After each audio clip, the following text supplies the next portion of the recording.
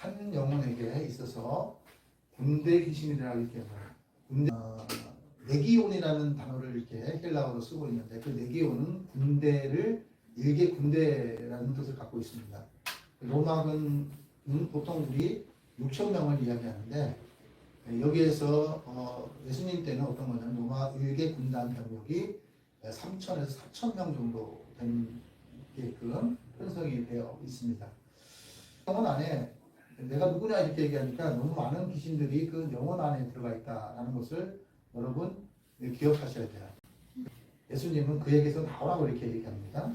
예수님은 지옥 백성은 예수님의 재판하에서 지옥에 가요.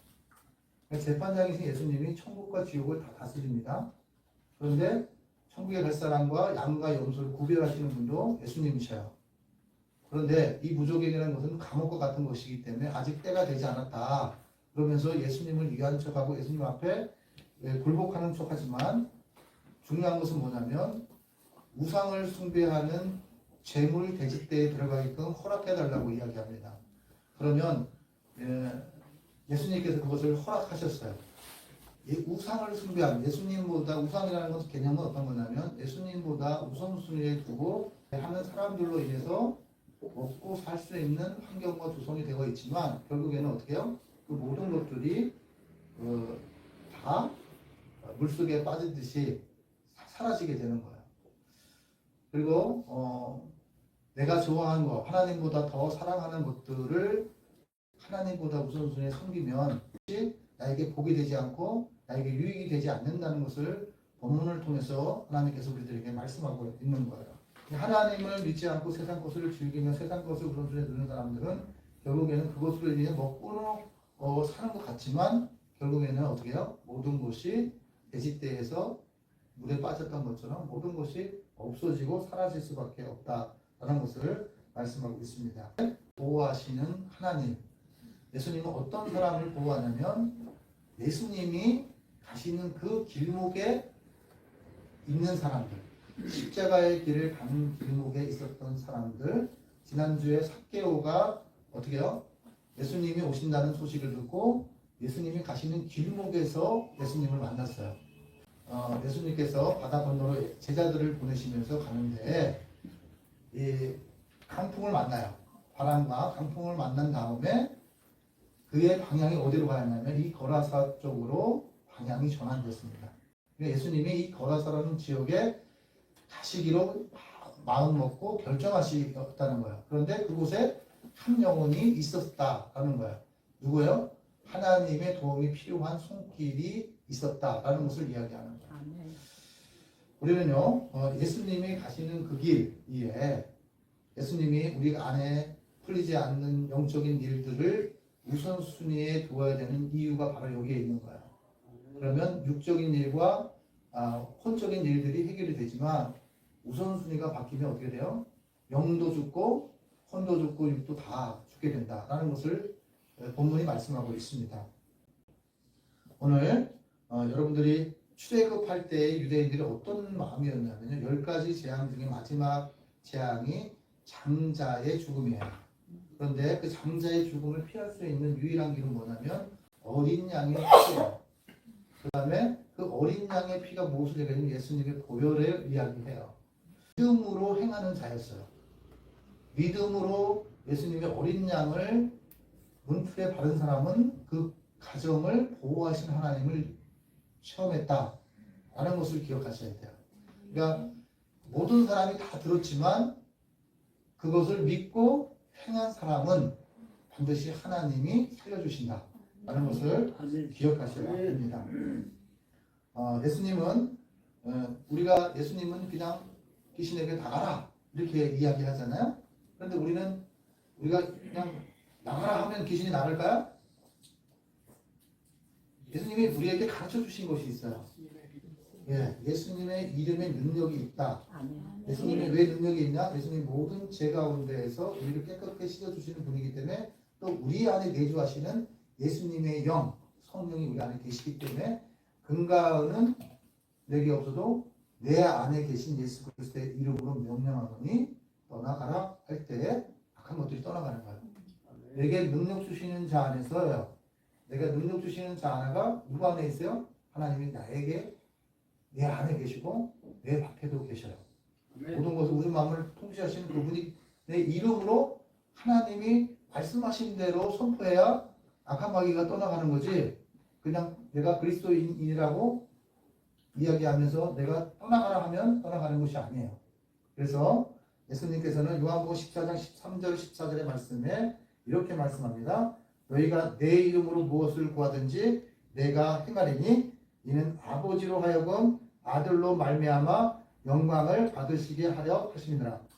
아들로 말미암아 영광을 받으시게 하시기 위해서 예수님의 이름으로 기도하라. 이렇게 말씀하셨습니다. 아멘. 또 하나는 예수님의 자신의 이름으로 무엇을 구하든지 간에 예수님께서 행하신다. 하나님께서 행하신다고 말씀하시면서 요한복음 15장 16절 말씀에 너희가 나를 택한 것이 아니요 내가 너희를 택하여 세웠나니 이는 너희로 가서 열매를 맺게 하고 또 너희 열매가 항상 있게 하여 내 아버지의 내 이름으로 아버지께 무엇을 구하든지 다 받게 하려 함이니라. 이 말씀에서 예수님의 이름은 하나님 아버지의 무엇을 구하되 예수님의 이름으로 구하면 어떻게 열매를 맺게 하신다라고 말씀하는 거예요. 그러면 이 능력은 어디에서 나오냐면 예수님을 전하는 것에 대해서 나오신다고 했어요. 그래서 우리가 매일 말씀을 순종해서 전도하잖아요. 전도하는 사람들에게는 어떻게 해요? 하나님의 능력이 나타난다. 귀신을 쫓아내는 능력이 나타난다라는 것을 이야기하는 거예요. 예전에 구슬을 이렇게 많이 하는 우리나라 사람들이 구슬 많이 했었어요. 그런데 구슬 많이 하는 초창기 때는 예전에 선배님들이 옆에 가서 예수를 믿는 사람이 있으면 구슬도 안 된다고 쫓아냈던 사건들도 있었습니다. 구슬을 하는 것은 뭐예요? 귀신의 힘을 빌어서 살고자 하는 사람들, 귀신의 힘을 빌어서 복을 받으려고 하는 사람들을 이야기해요. 결국에는 오늘 본문 속에서 기억되는 되면 귀신의 힘을 빌어서 먹고 살았던 사람들, 우상 숭배했던 사람들이 결국에는 어때요? 모두가 망했다. 네? 가지고 있는 가축의 2,000마리 되는 그 모든 것들이 만약에 10만 원이면 2억이 되는 거고요. 만약에 그것이 60만 원, 돼지 한 마리에 60만 원이면 12억이라는 돈이 한꺼번에 물속으로 빠져갔어요. 여러분, 경제가 어떤 것을 숭배함으로써 하나님께서 이 모든 것을 더해주시는 비결을 가르쳐 주셨는데 예수님 안에서 하나님의 나라를 위해 명분을 가지고 살아가는 사람들을 하나님께서 도와주시겠다고 말씀하신 거예요. 그러니까 하나님의 나라와 상관없이 살아가는 사람들을 하나님께서 도와주시는 것이 아니에요. 하나님의 사명을 우리를 하나님께서 불러주셨어요. 사랑하는 자, 그 뜻대로 부르심을 입은 자들을 불러주셨지만 결국에는 어떻게 해요? 믿음이 성숙해지면 하나님이 예수님이 하셨던 일들을 우리가 해야 되는 거예요. 예수님께서 마을을 두루 다니면서 무엇을 했냐면 전도하시려고 하셨다라고 이야기합니다. 오늘 귀신을 내어쫓았던 근본적인 이유도 무엇이냐면 한 영혼이라도 하나님께서 건지시겠다라고 말씀하시는 거예요. 주님을 바라는 주님의 도움이 필요한 자에게 주님을 어떻게 해요? 그에게 예수님께서 다가가셨다. 그리고 그것을 무엇이냐면 주님이 하나님의 아들이심을 증거하였다라는 거예요. 그러니까 우리에게는 어떤 것이 있냐면 그 예수님이 우리를 소유하고 있어요. 그리고 예수 안에 살아가는 것들이 어떤 것이냐. 예배를 드리는 거야. 우리가 교회가 있는 것은 어떤 것이냐면 기도하는 곳이고 만민이 그 기도하는 집이라고 얘기했죠. 두 번째는 예배하는 곳이에요. 그리고 하나님께서 내주하고 계시는 거예요. 우리는요, 그 유일하신 예수님께서 기도하는 것 중에 하나가 뭐냐면 예수님이 중보자가 되고 계시다고 얘기했어요. 예수님이 이 땅 가운데 오신 모습 그대로 올라가신 모습 그대로 이 땅 가운데 다시 오실 때도 지금 어디 계시냐면 하나님 우편에 계시면서 우리를 위해 중보하고 계시다는 거예요. 그런데 중보자이기 때문에 예수님의 이름에 능력이 있는 거예요. 그리고 요한복음 16장 23절 24절의 말씀에 보면 그날에는 너희가 아무것도 내게 묻지 아니하리니까 내가 진실로 너희에게 이르노니 너희가 무엇이든지 아버지께 구하는 것을 내 이름으로 예수의 이름으로 주시리라 라고 말씀하셨어요. 지금까지 너희가 예수의 이름으로 아무것도 구하지 아니하였으나 구하라 그리하면 받으리라 너희의 기쁨이 충만하리라. 이 말씀에서 예수님은 우리 하나님 아버지께서 구하기도 하지만 예수의 이름으로 우리에게 어떻게 해요? 언약을 맺으셨다고 얘기하는 거예요. 그래서 예수님의 이름으로 어떻게 해요? 우리가 구하는 것을 하나님께서 들어주시겠다라고 말씀하고 있는 거예요. 우리는요, 믿음으로 그 안에 예수님의 이름의 능력이 있다는 것을 믿으셔야 돼요. 그러니까 구약에서는 어떻게 됐냐면 예수님의 이름으로에 대해서 있지만 메시아가 오실 것을 예언하셨어요. 그 말씀에 의해서 많은 사람들은 어떻게 해요? 하나님을 믿었더라 이렇게 얘기해요. 믿음을 강조합니다. 믿음을 강조하는데 어떤 것을 믿어야 되냐면 예수님의 이름에 능력이 있다라는 것을 믿으셔야 돼요. 그리고 예수님이 십자가에 우리의 죄를 위해서 십자가에 못 박히시고 우리의 죄값을 치르셨다는 것에 대해서 믿으셔야 돼요. 그리고 다시 사셔서 우리와 함께 하시고 때를 따라 필요를 따라 찾는 자에게 만나게 해주시고 두드리는 자에게 열리게 해주시고 그 하나님이 우리의 하나님이시라요. 그래서 하나님은 살아계신 하나님이다. 이것을 믿어야 된다는 거예요. 우리가 사도신경을 천천히 하려고 하는 이유 중에서 저는 그것이 있어요. 내가 믿음의 대상이 어떤 것을 믿어야 되냐? 사도신경에서 이야기하잖아요. 이런 예수님에 대해서 우리가 믿어야 된다. 믿음은 바로 어떻게 해요? 들음에서 납니다. 날마다 우리가 사도신경을 주문처럼 외우는 게 아니라 그 사도신경을 외울 때에도 어떻게 해요? 내가 예수님을 이렇게 이런 것들을 믿습니다라는 우리의 신앙 고백이라는 것을 기억하셔야 됩니다. 그래서 우리의 방법대로 기도하는 것이 아니에요. 내 방법대로 내 입맛대로 구하는 것이 아니라 하나님 나 이거 돈 주면 하나님 잘 믿겠습니다. 하나님 나 부자가 되면 하나님 믿겠습니다. 뭐가 바뀌었죠? 물질이 먼저 됐어요. 우선순위를 바꾸는 순간 어떻게 해요? 그 기도는 응답이 된다 안 된다?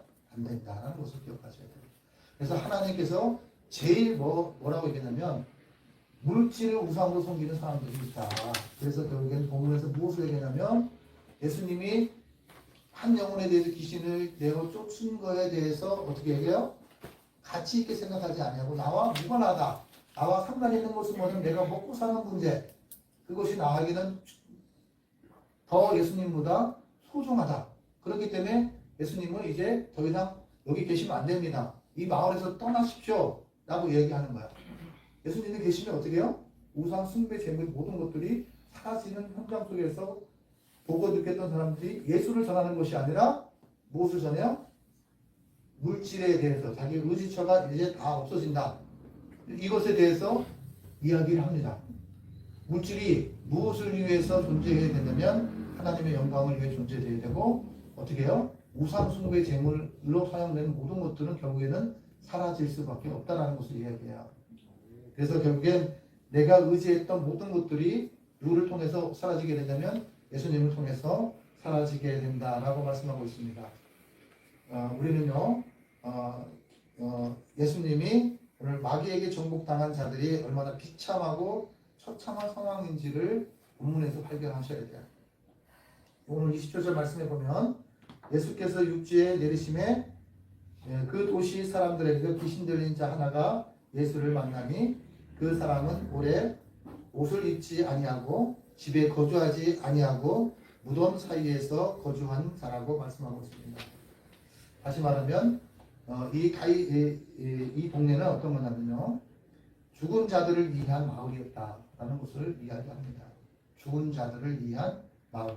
다시 말하면 죽은 자들을 위한 이 귀신 들린 자가 무엇을 먹고 살았냐면 귀신들에게 바치는 그 옛날에 우리나라에 그 이렇게 어르신들이 뭘 하고 지내면 바깥에서 밥을 이렇게 갖다가 놨어요. 근데 그런 것들을 갖다 놓으면 그런 거를 먹고 살았던 거야.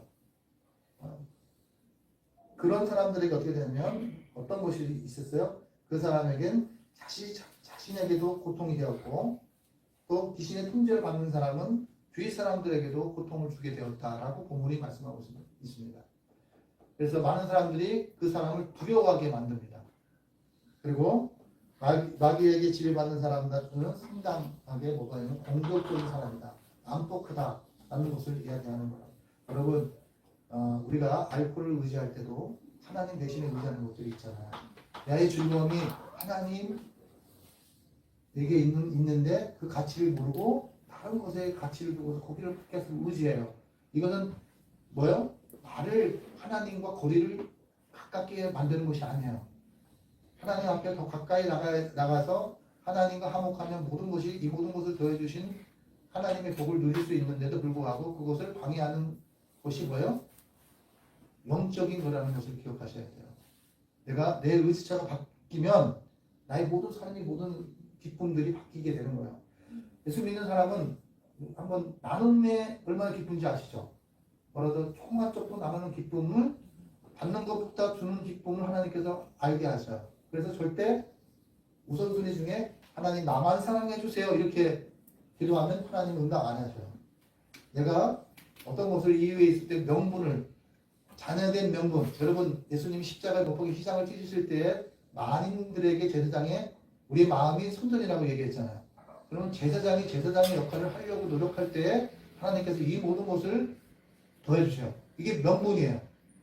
왕의 명분, 왕이 주신 사명적인 명분을 가지고 살아가야 된다. 하루를 살더라도 어떻게 해요? 주님이 주신 그 명분을 위해서 내가 지금 살고 있는가를 생각해 보셔야 합니다. 오늘 8장의 말씀은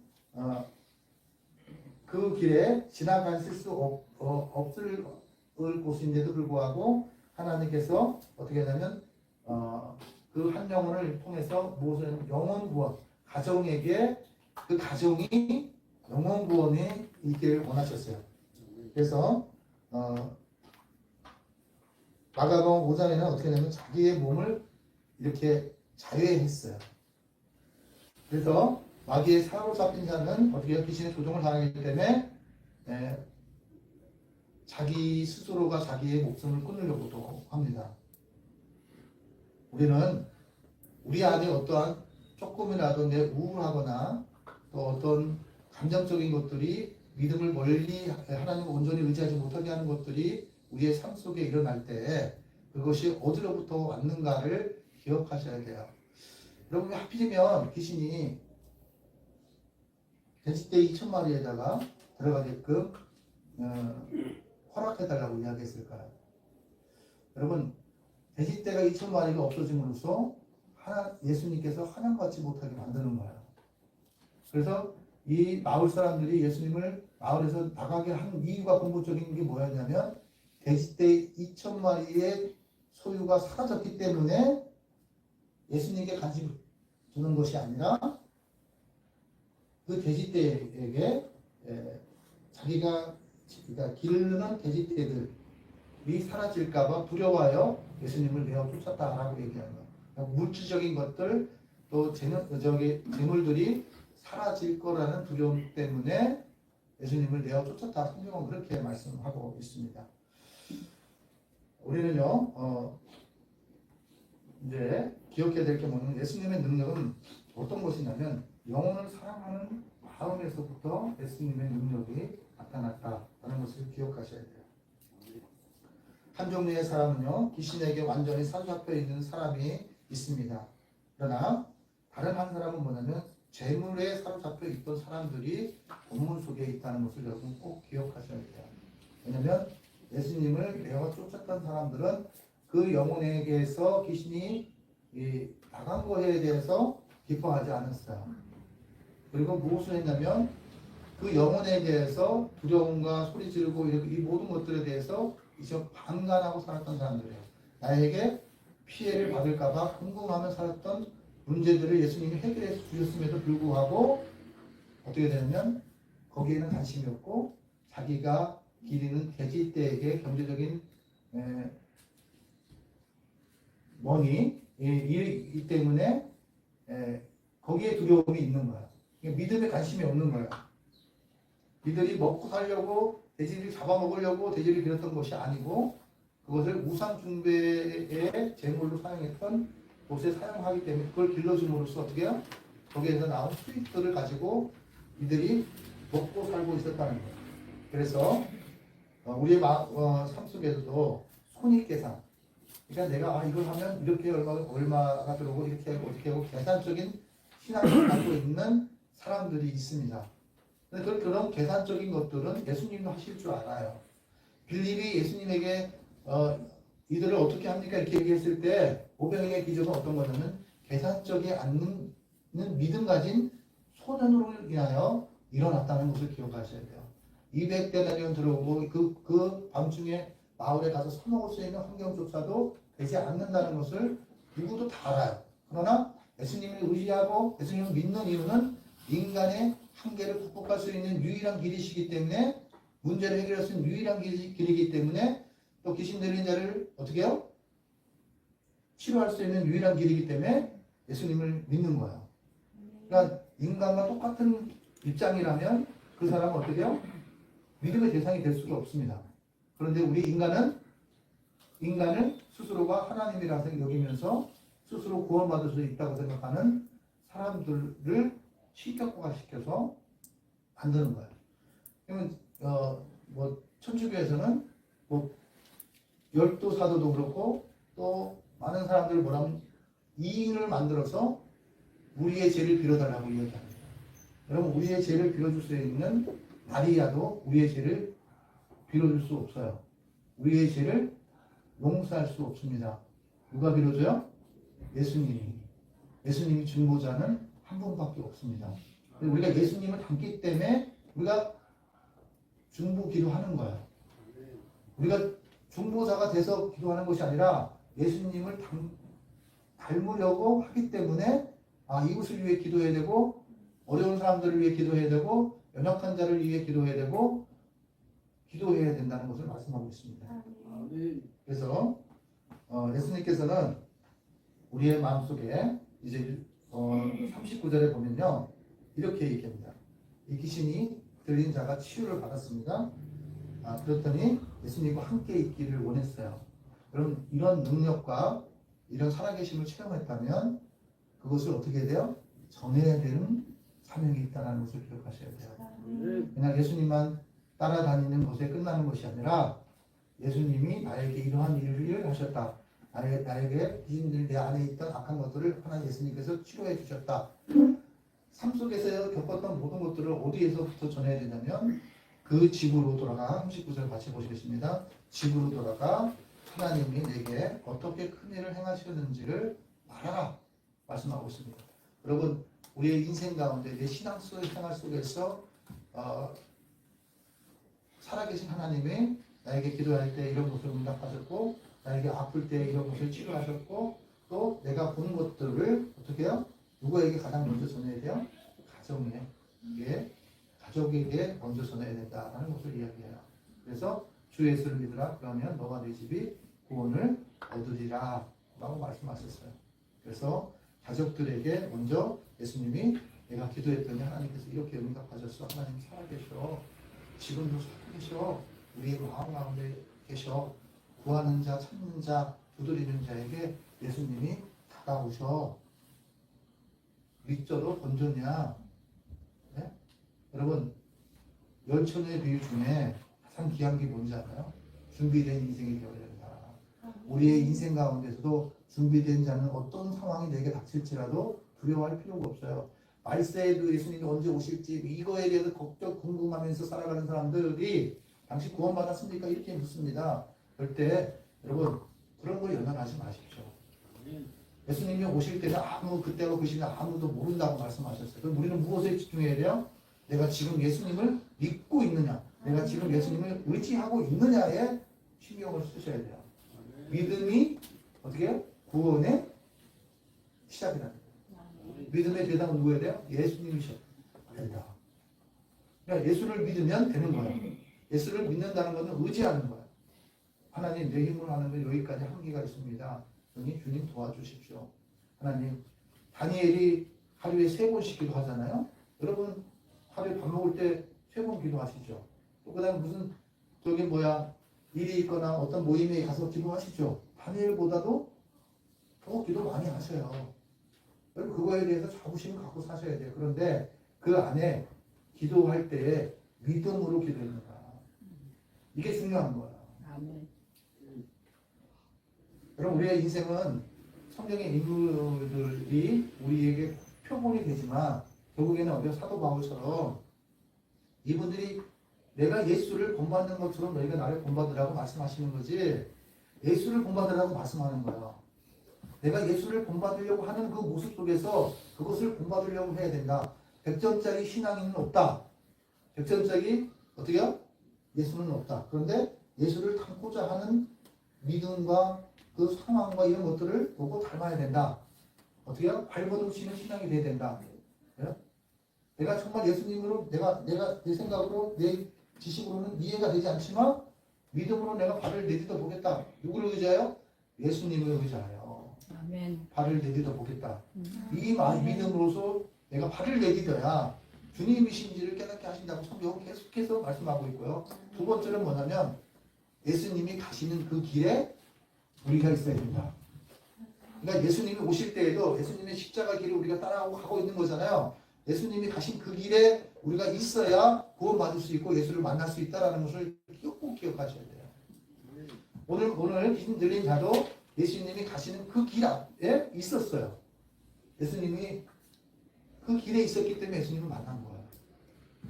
나는 예정론이라 해도 구원받았다. 이렇게 할 수도 있지만 결국에는 무엇이냐면 그것도 믿음과 연관이 되어 있는 거예요. 내가 형식적이나 어떤 행함이나 어떤 삶의 자리 속에서 그리스도인으로서 살아갈 수 있다는 것은 어떤 거예요? 믿음이 전제되어 있는 거예요. 내가 주님이 보상해 주시면 되지. 주님이 알아주시면 되지. 주님이 나를 사랑하시면 되지. 그러면 주님을 사랑하는 사람은 당연히 사랑하는 대상들을 존경하고 사랑합니다. 그런데 주님을 사랑하지도 않으면서 주님을 적당하게 중간에서 그냥 양다리 걸치고서 세상과 믿음과 양다리 걸치면서 어떨 때는 세상에다가 어떨 때는 믿음에다가 말할 때는 믿음에다가 행동할 때는 세상에다가. 여러분 이거 하나님이 보시기에는 어떻게 해요? 하나님 다 아셔요. 그럴 때 하나님께서 하나님의 능력과 살아계심이 체험할 수가 없는 거예요. 그러면 결국에는 어떤 거가 연관이 되어 있냐? 믿음과 연관이 되어 있습니다. 여러분 보지 않고 믿는 믿음도 참 중요하고 참 더 큰 믿음이 있어요. 예수님이 말씀하셨어요. 그러나 복음 믿는 믿음이 잘못됐다고 이야기하지 않습니다. 오늘 믿음은 어떻게 복음 믿는 믿음에 사람들이 있었다라고 말씀하고 있는 거예요. 귀신 들린 자라 예수님께서 치유하셨을 때에 어떻게 해요? 거기에서 예수님이 치유된 그 귀신 들렸던 사람을 치유해서 그가 어떻게 했냐면 동네에 다니면서 예수님이 자기에게 행하신 일들을 막 전했어요. 소개했어요. 그러면서 전도했다라고 말씀하고 있습니다. 온 성내에 39절에 같이 보면 예수님이 자기에게 어떻게 큰 일을 행하셨는지를 온 성내에 전파하였다라고 말씀하고 있습니다. 여러분 예수님이 내 안에 내 인생 가운데 개입한 인생이었다면 예수님이 개입하신 입술의 고백이 있어야 돼요. 내 입술로 시인해서 구원에 이른다고 말씀하셨습니다. 입술로 시인하면 어떻게 생기냐면 하나님이 내 인생 가운데 그랬구나. 내 인생 가운데 내 정말로 세상 것에 모든 것을 포기했을 때 나를 그 구렁텅이에서 시궁창에서 나를 건져주신 그분이 예수님이시구나 라는 것을 고백할 때 어떻게 해요? 예수님은 전해지는 거고 내 영이 살아요. 내 신앙이 흔들리지 않습니다. 내 신앙이 어떻게 해요? 예수님의 그 은혜를 기억합니다. 여러분 말로만 우리가 유대인들처럼 6월절을 만들어서 예수님이 우리 감량소리를 입히시고 먹이시고 돌보신 것을 기념하는데 마음은 하나도 없어요. 하나님을 의지하지도 않아요. 자기가 하나님에 대해서 이제 하나님이 오시면 예수님이 오시면 모든 걸 다 내려놔야 돼요. 자기가 제사장이었던 서기관이었던 성전에서 일을 했던 이 모든 것도 다 내려놔야 돼요. 그런데 내려놓기가 싫어요. 예수님 오지 마십시오. 예수님을 인정 못합니다. 예수님을 인정하는 순간 모든 것을 다 내려놔야 되는 거예요. 그러니까 이미 물질의 노예가 돼서 물질의 주인이 된 거예요. 물질이 그 사람의 주인이 되어버렸어요. 오늘 이 본문 말씀 속에서 기억해야 될 건 뭐냐면 이들이 예수님을 인정하지 않고 예수님을 따르지 않았던 큰 이유는 경제적인 손실이 있었기 때문에 물질을 의지하고 있었던 사람들이었기 때문에 예수님을 영접하지 않고 예수님을 내치는 환경이 되었다라는 것을 꼭 기억하셔야 합니다. 우리 말씀 속에 여러분들이 안식일을 거룩히 지키라고 말씀하실 때 이거 예수님은 얼마가 손해보고 얼마가 이렇게 하는데 이런 거 계산적으로 만약에 하나님 앞에 하신다면 하나님께서 여러분 복을 주시겠어요? 여러분 하나님께서 있는 유일한 건 뭐냐면 여러분 복을 주시는 분이에요. 복의 근원이 하나님께로부터 나온다고 성경은 가르치고 있습니다. 근데 그 복이 어떻게 해요? 흘러가서 생수의 강이 교회를 넘어서 이웃에게 흘러가듯이 그 복이 그 가정을 넘어서 이웃에게 흘러갈 수 있도록 해줘야 되는 거예요. 이게 예수님이 우리 가정 가운데 복을 주신 큰 사명적인 명분이라는 것을 기억하셔야 돼요. 손해볼 것 같고 인간적으로 이거 안 되는 것 같지만 됩니다. 그게 하나님께서 우리에게 성경의 말씀을 통해서 계속해서 이야기를 하는 거예요. 한 영혼을 통해서 하나님께서 물질을 의지하고 경제적으로 의지하고 정말로 내가 이거 없으면 못 살 것 같은데 이 물질 없으면 못 살 것 같은데 그런데요 살더라고요. 살아가고 있다는 거예요. 내가 노동을 안 해도 여러분 하나님께서 노동을 천지를 창조해서 노동을 주셨어요. 근데 때가 될 때 노동할 수 없는 나이가 되더라도 하나님께서 때에 따라 필요를 다 먹이시고 입히셔요. 여러분 이게 뭐 우리가 나중에 연세가 어떻게 되고 뭐 이제 그때 가면 모든 걸 다 내려놓는다 할지라도 두려워할 이유가 없어요.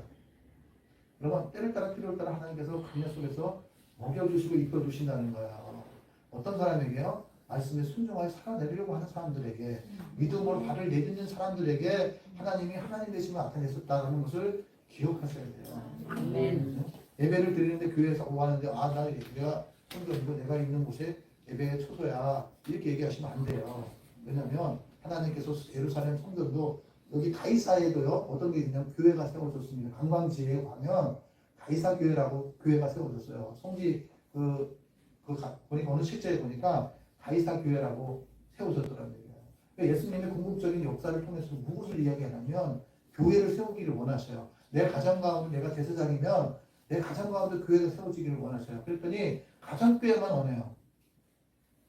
하나님께서 가정교회만 원하시면 오늘 본문에 있는 이 귀신 들린 자가 온 동네를 다니지 않아도 되는 거예요. 그리고 디아스포라라고 이렇게 얘기해서 이분들이 어떻게 되면 예수의 제자들이 흩어져서 무엇을 세웠냐면 머리 대신 예수 그리스도의 교회를 세웠다는 거예요. 그래서 건물된 교회를 막 무시하라고 얘기하는 게 아니에요. 그 안에 계셨던 분들이 무엇을 했냐면 하나님은 예수를 파는 행위가 된 거야. 먼 곳에서 유월절을 맞이해서 예수님께 예배 드리러 왔던 사람들에게 예물을 드릴 수 없는 환경 상황을 만들었기 때문에 예수님도 유월절에 예루살렘에 올라가셨다고 얘기해요. 근데 거기 가보니까 하나님은 없고 거기에 있는 숨기는 사람들이, 서기관들이, 바리새인들이, 제사장이라는 사람들이 어떻게 해요? 물질의 경제적인 물질의 종이 돼갖고는 예배를 드리려고 하는 참 예배가 되지 않은 거예요. 그래서 그 성전을 허시겠다고 말씀하신 거지. 성전 닦지 못하기 때문에 허시려고 했던 거지. 여러분 우리 마음속에 있는 성전도 마찬가지예요. 신앙도 마찬가지예요. 그 성전이 예수님과 함께하지 못하는 그 성전은 무너진 성전이라는 걸 꼭 기억하셔야 됩니다. 네. 예? 무너진 성전. 예? 여러분 이제까지 신앙생활 많이 오랫동안 해왔는데 내 성전이 그곳에 하나님이 없다면 그 성전은 성전이 아니고 무너진 성전이에요. 그리고 보이는 성전을 존중하지 않으면 내 안에 계신 성전이 작은 예수들이 탄생되어지지 않습니다. 오늘 본문은 이 귀신 들린 자를 통해서 하나님께서 전지전능하신 하나님이다. 하나님께서는 불가능이 없으신 분이다. 어떤 곳이 하나님께 봤을지라도 믿음으로 순복하고 믿음으로 순종해 나가는 사람은 하나님이 하나님 되심을 체험하게 된다. 지금도 역사하시고 살아계시는 곳이에요. 그런데 우리가 왜 지금 하나님의 기독들이 사라져가고 있냐면 믿음이 사라져가고 있다는 증거이기도 합니다. 우리가 이 한국 기독교가 이 수가 줄어드는 이유는 근본적인 것은 뭐냐면 믿음의 승계가 안 됐어요. 여러분 내 자녀들이 세상 속으로 나가서 세상과 타협하며 살아가는 사람들이 많습니다. 그분들이 신앙만 제대로 지켜서 하나님 앞에서 예배드리면 어떻게 해요? 한국 교회가 1000만에서 800만을 했다, 500만을 했다 이렇게 되지 않습니다. 더 늘어나면 늘어났지. 그러나 그것이 승계가 되지 않았기 때문에 우리 한국교회 기독교의 문제가 됐다는 것을 기억하세요. 복음이 어떻게 미전도 족속이 되었다라고 말씀하고 있는 거예요. 우리 다음 세대를 보면 학교에서 전도 이렇게 하다 보면 아주 그냥 교회 다니고 전도하는 사람들을 비아냥거리고 자기들의 행동들이 영악해졌어요. 그리고 거짓말하는 것도 아무 죄의식도 없이 거짓말을 합니다. 근데 그런 것들을 보면서 우리가 기억해야 될 건 뭐냐면 우리 스스로가 내가 마지막까지 무엇을 해야 될까? 정말 예수님이 말씀하신 대로 믿음으로 발을 내딛고 기회가 있을 때 전도해야 되고 기회가 있을 때 어떻게 해요? 내 자식들도 돌봐야 되고 기도해야 돼요. 눈물 없이 자식들에게 어느 목사님들이 이렇게 설교할 때 꼭 예화를 넣어서 하시는데 그 예화 중에 어떤 게 있냐면 남편이 구원받기를 원했어요. 남편을 구원하니라. 내가 남편을 구원하기 위해서 내가 사명적으로 내 이 불신한 이분하고 내가 결혼해서 이분을 하겠다. 근데 죽기 전에 어쨌든 간에 그 한 영혼이 구원됐습니다만은 중요한 건 뭐냐면 퍼센트로 따졌을 때 스스로가 어떻게 해요? 고난의 길을 선택한 거예요. 그의 상황과 남편의 상황과 남편의 조건과 이런 것들이 자기 입맛에 맞으니까 간 거예요. 그런데 얼마나 그 남편이 예수를 믿고 사는가. 근데 기도함으로써 눈물로써 어떻게 해요? 신발을 예수가 교회를 안 가니까 남편 신발을 들고 가고 새벽기도마다 그걸 품고서 기도했던 선배님이 계셨어요. 그들이 입술의 고백은 무엇이냐면 그렇게 해서 예수님이 그 남편을 어떻게 관절 골수를 쪼개갖고 예수 앞에 무릎을 꿇게 하셨고 예수를 믿게 했기 때문에 그것이 증거 되어지는 거예요. 여러분 우리 마음속에 삶 속에서 삶의 자리 속에서 우리의 문화가 누구를 전하고 있는지 우리의 삶이 누구를 전하고 있는지 우리의 마음이 교만한 건지 내가 아는 지식이 전부라고 생각하면서 존중하지 아니하고 상처 주는 그런 인생이 되지 않습니다. 그러니까 결국에는 하나님께서 내 믿음이 너를 구원하여 줍니다. 이거를 꼭 기억하셔야 됩니다. 그리고 믿는 자는 어떻게 되냐? 온화해집니다. 예수님이 온화해지셨던 것을 우리가 온화해지기를 하나님께서 바라십니다. 이 말씀을 통해서 예수의 이름에 능력이 있음을 선포하시고 인생의 문제가 닥칠 때 나사렛 예수 그리스도의 이름을 명령하니 악하고 더러운 것들은 떠나가라. 누구야? 예수의 이름으로 선포하시는 저들이 되시길 예수님의 이름으로 축원합니다. 기도하겠습니다. 하나님 아버지 감사합니다. 우리 마음 가운데 신령 가운데 임재하셔서 예수 그리스도의 이름에 능력이 있고 하나님의 권세를 누리며 살아갈 수 있는 하나님의 귀한 백성들 될 수 있도록 감복하여 주옵소서. 모든 것을 주님께 갖다 갖고 예수님의 이름으로 기도 올리옵나이다. 아멘.